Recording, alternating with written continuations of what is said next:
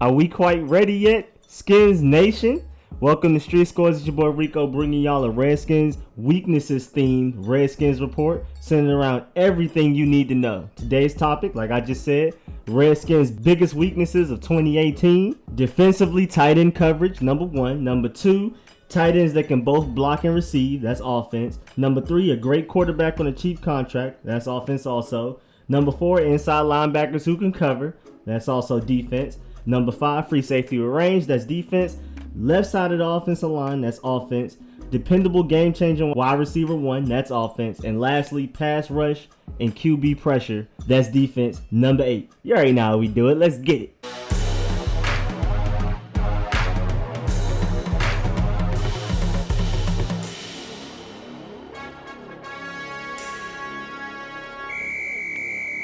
Just to get y'all on the same page as me as far as where I'm going with this article / video, I want to go in depth of why I made this article video thing. I want to pinpoint exactly what areas the Redskins were lacking in 2018, other than a drastic circumstance of injuries that led to such a disappointing season, especially after such a great start. We were sitting high and pretty at 6-3 with a 2-game lead in the NFC East division, and then injuries derailed our season. But even before then, there were a lot of problems that were being masked by us winning very close and ugly games. And I don't mind that at all. That's probably our formula again this year for success. But I want to analyze why the Redskins weren't the perfect team. Perfect team. No team is expected to be perfect. But that doesn't stop me from being very critical on why we are being disrespected so much in the national media. Being projected to be the 28th best team in the league on NFL.com power rankings a couple of days ago. Being projected going 3-13 from one of them well-known football analysts. So let's dive deep into what problems, issues, weaknesses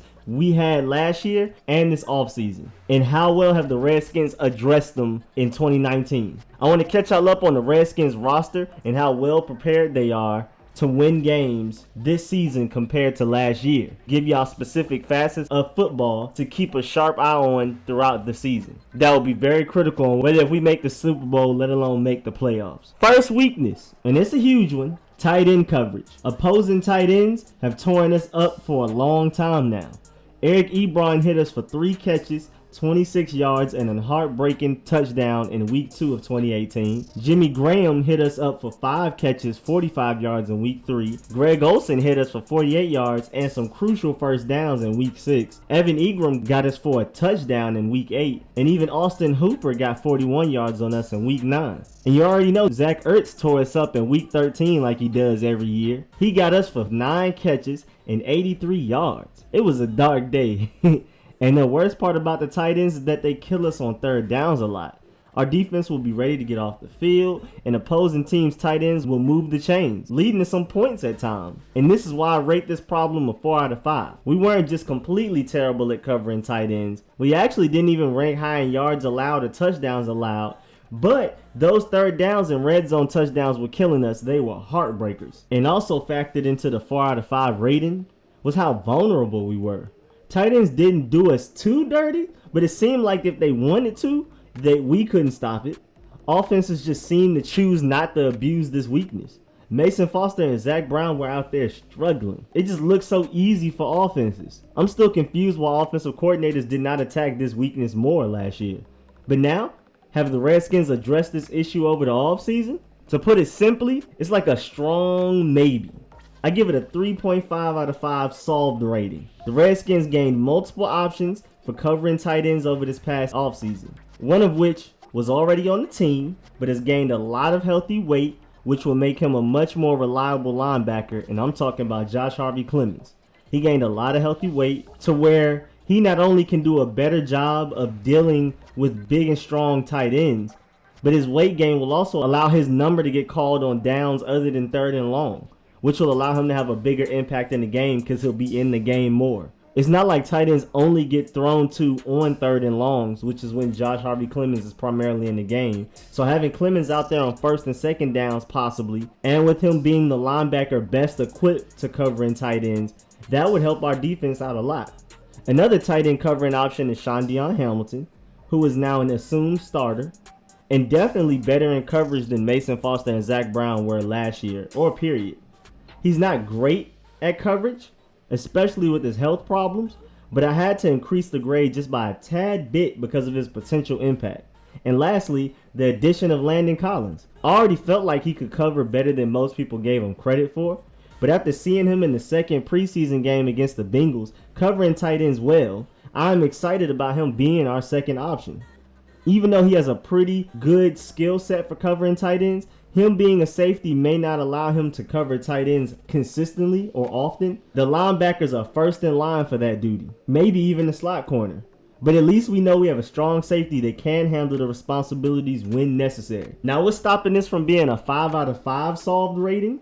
First of all, our best coverage linebacker is Clemens, and he has not yet and probably won't earn the starting spot. The every down linebacker snaps consistently, so our best tight end and coverer will not even be on the field all of the time. Also, Shondion Hamilton is not great at covering yet. He has potential, but is not quite there yet week 1, and also seems to be a little injury prone. Landon Collins is fairly limited also.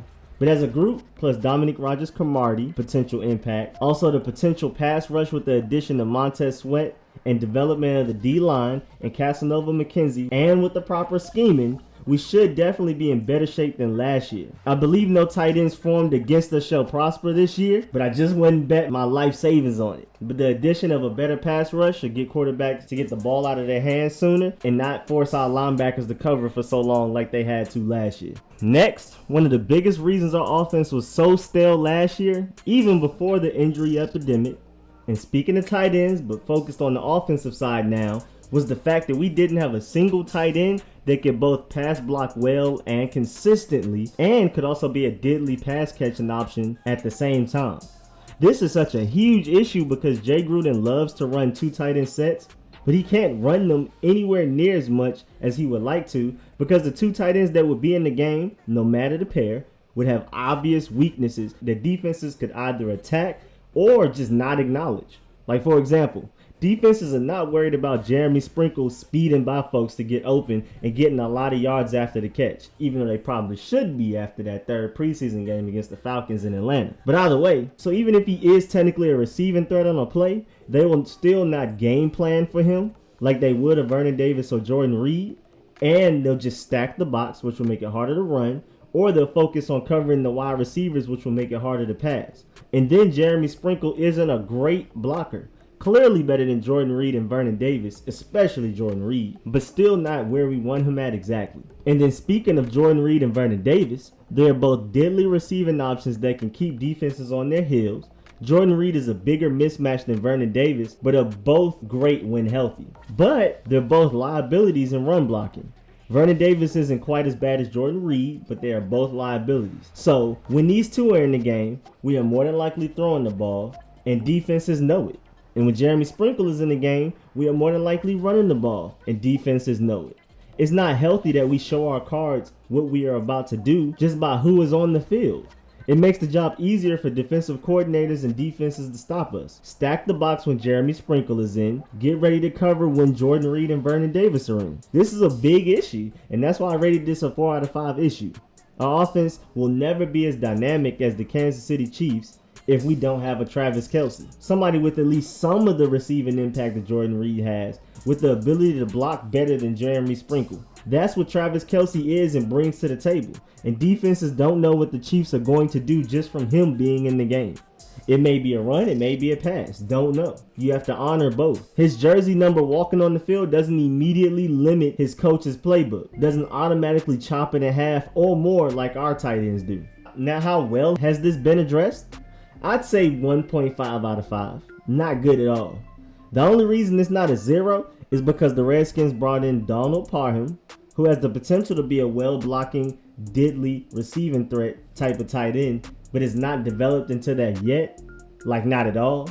He will more than likely not even make the team at all when we get to the 53-man roster cut. So I appreciate them doing the bare minimum to address this rather than drafting a dynamic dual threat tight end in the draft. But the effort, time, and capital they put into finding a new tight end that could do both is all for naught at the end of the day. And then I also gave them some points for the potential of Jeremy Sprinkle evolving into a better receiving option, which he kind of showed some of against the Falcons. They threw the ball to him quite a bit in the preseason, which shows the initiative to develop him also.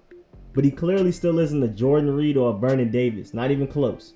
But at least you can see the Redskins trying to develop him by getting him some pass catching reps in the preseason. And now, what's truly stopping this from being a 5 out of 5? Well, Jordan Reed and Vernon Davis have not magically become better blockers, at least better enough to make an actual impact on the field. Enough to where defenses can't predict whether or not we'll be blocking or running. Or enough to where even if Jordan Reed is out there and we surprise the defense with a run, Jordan Reed still gets bulldozed into the running back and just messes up the whole play. It's still a big work in progress. So this is still one of the team's biggest weaknesses to this day from 2018. This is a 2-year weakness, actually dating further back than that. And it's crazy because it's so underrated how much it stifles and limits our offensive potential, especially this season as we clearly saw last year. It's hard to throw the ball when the defense knows you're throwing it just by somebody walking onto the field, just by a certain personnel group and walking onto the field. It's crazy. Next, a great quarterback on a cheap contract. This is a huge component in the formula for success in Super Bowl rings. A quarterback on a cheap contract allows you to put money into talent for every other position on the team. With a cheap quarterback, you can afford to give the quarterback better receivers, a better offensive line, a better defense with playmakers on it, a better running back to take the heat off the quarterback and make it easier for him to pass the ball while the defense stacks the box to stop somebody like a Todd Gurley. For example, most teams do it with rookie quarterbacks. Like recently, the Rams with Jared Goff. Pretty good quarterback on a cheap contract and a team with playmakers all around the defense and offense, including an Aaron Donald and an Ndamukong Suh. Game changers. Led the team to a Super Bowl appearance. Then there's the Chiefs.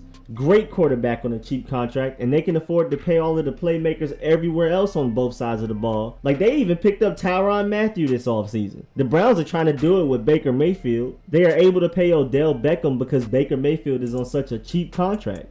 Dak wanting his big contract is why the Cowboys are struggling right now. If they pay him what he wants, they can't pay everybody else they want, like Zeke. And then there's also the Patriots, who have the greatest quarterback of all time in Tom Brady. He takes pay cuts so the Patriots can bring in great talent around him. Tom Brady is making millions less than Alex Smith, and that says a lot. Tom Brady just wants to win.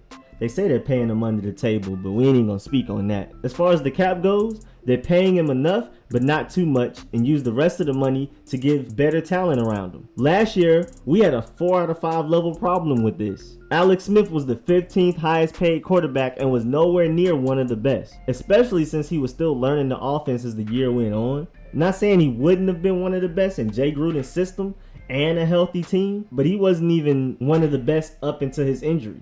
So this 4 out of 5 rated problem is mostly because of the money Alex Smith was getting paid rather than how he performed on the field, because he was expensive, still is, especially compared to the likes of a Pat Mahomes. Pat Mahomes threw for an average of 318 yards per game, while only accounting for less than $3 million in cap hit. Alex Smith averaged 218 yards per game while accounting for an $18 million cap hit. Pat Mahomes threw for 100 more yards per game while also costing $15 million less. Huge difference. You see what I'm talking about? So it's a huge 4 out of 5 problem. Now why isn't it 5 out of 5? Because Alex Smith wasn't bad at all, really. He wasn't dynamic, but he was great for this Jay Gruden West Coast offense that depends on the run game, time of possession, and defense. He was a great quarterback for that. He's not about to light up a defense, but he will avoid turning the ball over and get us some ugly wins, like he did when he led us to a 6-3 record and a 2-game lead over the NFC East division halfway through the season, before the injuries hit us harder than any other team in the league.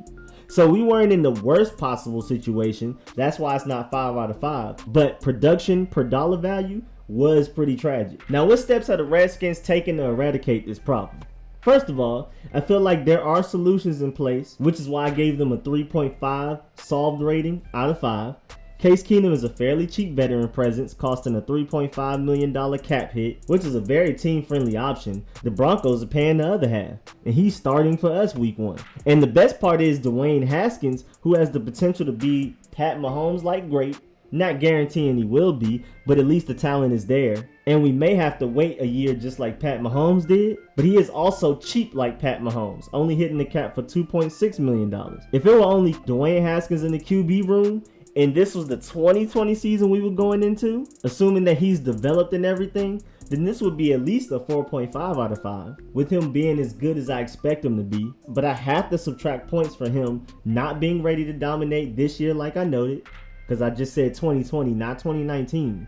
He's going to need some time to develop and let his mental abilities catch up to his physical abilities. And also, Alex Smith's large dead cap counts towards total money getting paid to the quarterback pool. So technically, Case Keenum, Colt McCoy, Dwayne Haskins, and Alex Smith together are hitting for $29.5 million versus the less than $10 million the entire Chiefs quarterback room is hitting for. And I know I keep comparing us to other teams like the Chiefs, but again, the purpose of this article and video is to analyze how we are not the best in different areas of football. I am not trying to accept mediocrity while critiquing the Redskins. Our quarterback room is both costing more and getting less production than the Chiefs quarterback room and many others. And it needs to be emphasized if we really want to put the Redskins under the spotlight and figure out why we aren't Super Bowl favorites. This is one of the reasons. So yeah, until Alex Smith is off the books, we are not excelling in the great quarterback for cheap category. No matter how good Dwayne Haskins is.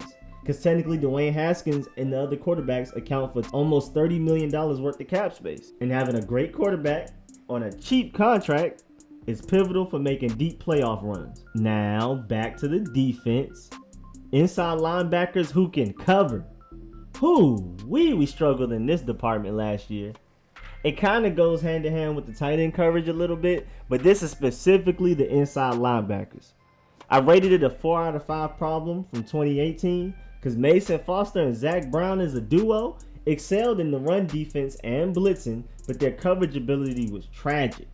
The only reason it was not a 5 out of 5 is because we at least had Josh Harvey-Clemens who could come in on obvious passing downs and lock up receivers when needed. But sadly for the Redskins, if the opponent threw the ball on any other down than 3rd and long, Zach Brown and Mason Foster were forced to cover a receiver on a drag route, a running back on a wheel route, or a tight end on a slant. And it was tragic for the Skins most of the time. Sean Hamilton started to get some meaningful snaps near the end of the year, and even though he wasn't great in coverage, it was an obvious improvement from Foster and Brown, both of which are not on the team anymore. Now the solution, I'm going to give it a 3.5 out of 5, mostly because of new additions, but also Josh Harvey-Clemens has gained a lot of healthy weight and may even be able to play on 1st and 2nd downs like I talked about earlier. So that will improve our linebacker coverage just from him potentially being on the field more, as I mentioned earlier. Also, the promotion of Sean Hamilton and the addition of John Bostic also improved our linebacker coverage. John Bostic isn't some great twitchy long arm linebacker that can go and lock up anybody, but he is clearly an improvement from Zach Brown and Mason Foster as far as coverage goes. We've already seen that in the preseason. He may not be as strong in run support as Mason Foster, even though we haven't seen it yet. Looking at his past film from previous teams, he didn't look as strong, but for the Redskins, his sideline to sideline and his gap filling ability and his instincts look to be up to par. But again, the thing we care about the most right now, as far as improving from our 2018 selves, is his ability to cover. So we don't have great options at linebacker this year. It will more than likely still be the biggest weakness on our dominant defense, but at least their coverage as a unit should be an obvious improvement, and we have several people that can cover. No more Mason Foster running 5 yards behind a running back on a wheel route, even though I did like Mason Foster and don't blame him for all of our struggles last year like a lot of people do. He just needed a linebacker next to him that could cover and not force Mason Foster to do so much. Foster should have never been asked to cover as much as he did. That wasn't his game. But also, Cole Holcomb, who we just drafted late in the draft, is very athletic and can also potentially become a great coverage linebacker once he is able to prove himself in run defense and earn a full-time starting spot, which is what is expected of him after his great performances in training camp. We'll have to see though. Now the next topic, dependable free safety with range. I rated this a 3 out of 5 problem last year, with and without Clinton Dix. We weren't in terrible shape last year with Monte Nicholson taking a step back from his 2017 self and struggling to learn the defense, but it definitely wasn't dependable. I was always nervous about a bomb being thrown on us, even though many people didn't overall, other than the outliers like the Saints or the Falcons games. It seemed like our defense was terrible against the pass last year, but we were 15th in the league, which isn't good, but it wasn't as bad as it seemed. The secondary really just had a select few of really bad games, and the free safety play was a big part of it. even though it wasn't terrible. Luckily for us though, I feel like we have a 4 out of 5 solution in place. Monte Nicholson showed us that he can be exactly what we need during the 2017 season. And so far in training camp and the small samples we've seen in preseason, he's shown that he may be that again in 2019. I'm excited to see him elevate this defense beyond the suffocating front seven to an all-around dominant defense, a no-fly zone also. He definitely has the speed, he has the instincts, and they are always improving. He just needs to stay healthy. And his improvement in tackling technique should help a lot with that, like a lot. And also the addition of Landon Collins and his dominance in the box should keep Monte deep more often than he was last year when he was evenly splitting snaps between being deep and in the box. A healthy Monte Nicholson should easily solve our Ranger free safety issues from last year. Stop making him play in the box as much as he had to.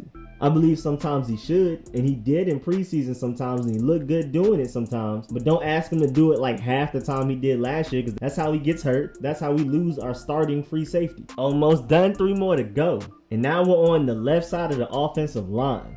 This technically became a problem over the offseason more than it was during the actual 2018 season. Still gotta count it though.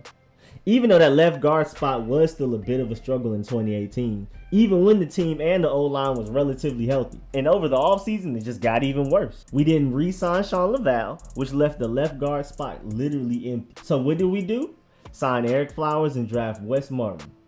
Eric Flowers is better at left guard than left tackle, which isn't saying much, but it's definitely a difference. And his strength shows, and his lack of footwork is hidden when he is at guard rather than tackle, and isn't expected to pass block a lot or use his feet to get to the second or third levels to block, just like Sean Laval. When he only has to drive people back in the run game, he can do that well. It's when he has to pass block or move to the next level when he begins to struggle. But Wes Martin looks like our best option at left guard going into week 1 against Philly, in my opinion. Definitely an upgrade from Eric Flowers. I like the fact that the Redskins gave Eric Flowers plenty of snaps with the first team unit to earn the spot, but it looks like he didn't do enough and Wes Martin will take it. But how well did we actually solve this left side of the offensive line problem? I'm going to give it a 3.5 out of 5. Because if Trent Williams comes back fully healthy and fully ready for week 1, then it would be like a 4.8 out of 5. I would be really close to giving it a 5. I just wouldn't be able to give it a 5. Only because even though Wes Martin is almost most certainly an upgrade over Sean Laval and Eric Flowers, he's still a rookie. But if Wes Martin comes out balling and Trent Williams comes back, then it's a 5 out of 5 solution, honestly. But right now, because Donald Penn looks good now, after that third preseason game, after he got back into shape like I said he needed to. Now he's not Trent Williams, but he looks like the best option on the market and on this team to start at left tackle. And because Jerron Christian looks much better than last year, making him a good swing tackle like Tanaseki, I give the solution a 3.5 out of 5. I'm nowhere near as worried as most Skins fans are about this offensive line, but I also don't believe it's in a top 10 shape like it would be if we had Trent Williams. If we had Trent Williams, we would easily have a top 10 offensive line, maybe top 5. Without such an athletic tackle like Trent Williams, screens will be less successful. And Jay Gruden knows this, so we may run them much less. But we should still be pretty solid offensive line-wise this year, even without Trent Williams. The situation is nowhere near as bleak as it would have been if we didn't draft Wes Martin and sign Donald Penn. Then it would have been panic mode. It might have been like a 1 out of 5. It would have been terrible. But this right here is not panic mode, which is why I gave it a 3.5 out of 5 solution rating. Now, next topic, a dependable game-changing wide receiver 1. Whew-wee, this was one of our biggest weaknesses in 2018. It may not have hurt us as bad as some of our other weaknesses did, or it might not have just been as obvious how bad the weakness was, but as far as how bad the situation is compared to other teams, it was the furthest from being solved out of all of our weaknesses from last year. 5 out of 5 problem in 2018.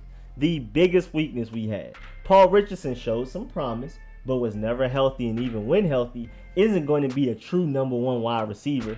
An AB, an Odell, a Julio, a D-Hop, a Mike Evans type of receiver that opposing defenses have to game plan for and double team. Josh Doctson was drafted to be that, but hasn't even come close to looking like it, and may not even make the team this year. Jamison Crowder, Cam Sims, Trey Quinn were all hurt. Alex Smith, then Josh Johnson just didn't have much to throw to. A receiver that you could bet on being open on every play, a receiver that can catch anything you throw at him, a receiver that could at the very least catch all of the easy ones, at the very least. Like, more than just game changing, we just need somebody dependable. We were missing both last year, game changing and dependable. When they were on the field, they were dropping easy catches, and then they wouldn't be on the field a lot of the times because they were hurt. They weren't dependable getting open wise, hands wise, or health wise. It was triple bad. Now the solution, and a lot of this is based on potential, I give it a 3 out of 5. We have some candidates out there. Cam Sims shows potential to be a baby Julio. Height, speed, route running, ability to box out, toe tapping, right on the sideline, and good hands. Just needs to stay healthy and develop further. Terry McLaurin has the chance to be all over the place with his blend of game-changing speed, great and nuanced route running, dependable hands, and the tenacity and technique to block very well. He's even buzzing around the NFL outside of the Redskins nation and media. Like, fans and media of other teams have taken note of how much potential Terry McLaurin has to him. Even Brett Coleman. And then you have Paul Richardson, who has the potential to be a baby Deshaun Jackson, but just slightly less fast and slightly less of a true separator in his route running, but a better contested catcher. Kelvin Harmon and Robert Davis also have some potential to them, especially since Robert Davis is supposedly the most athletic receiver on roster. We just got to see him make the team first though, develop, and stay healthy. We have to see. But again, this is a 3 out of 5 solution that I graded. There's a lot of potential on here, and it can grow to be well higher than that. But at the very least, it looks like it's going to be at least a 3 because there's some talent out there for real. And now the last topic, pass rush and QB pressure. It wasn't a big weakness last year. Out of all of these weaknesses, it was definitely the least concerning. I gave it a 2 out of 5 problem rating, but it still needs to be addressed.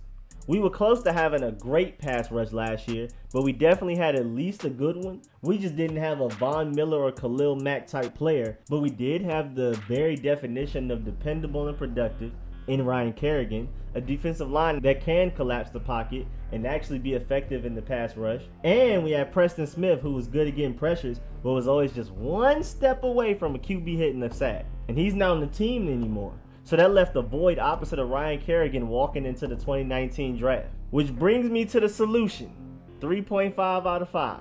Montez Sweat was drafted to be a Preston Smith that is actually at least a step faster and far more athletic, who will turn those QB pressures into sacks, forced fumbles, and terrible throws.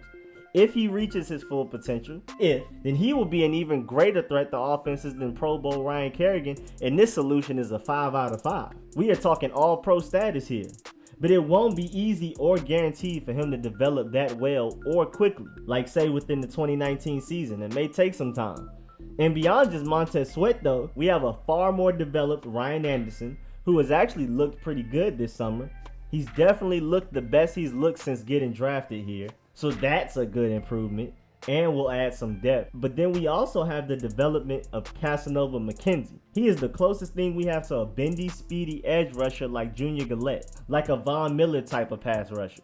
I'm not saying he is Von Miller at all, but he flashes some moments and nobody else on our entire roster can do what he does. If he becomes as good as I hope he can, then this solution will easily become a 5 out of 5 that way also. But it's not very likely. But either way, with Ryan Kerrigan and a developing Montez Sweat starting, and he showed in the third preseason game against the Falcons as snaps went on, as the game went further and further, he got better and better, which means he just needs to get out there and start performing to fully develop. And then also with an improved Ryan Anderson and developing Casanova McKenzie as depth, especially Casanova, who will come in on obvious passing downs.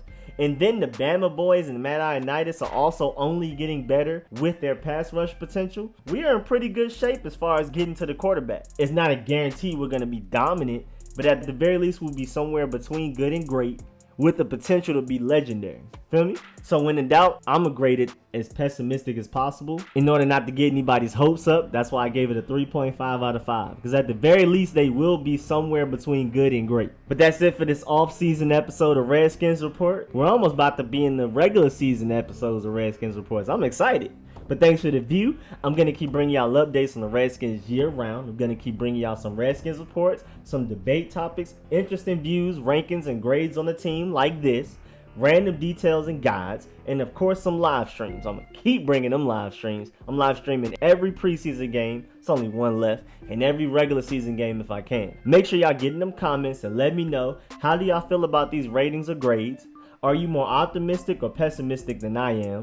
Is there another area of weakness that the Redskins should be aware of and working on fixing? Also, y'all already know the deal. Make sure y'all Dolomite fake punch that like button, favorite, subscribe. I will subscribe back. And most importantly, comment and share. And again, thank y'all for the support. I'll catch y'all later.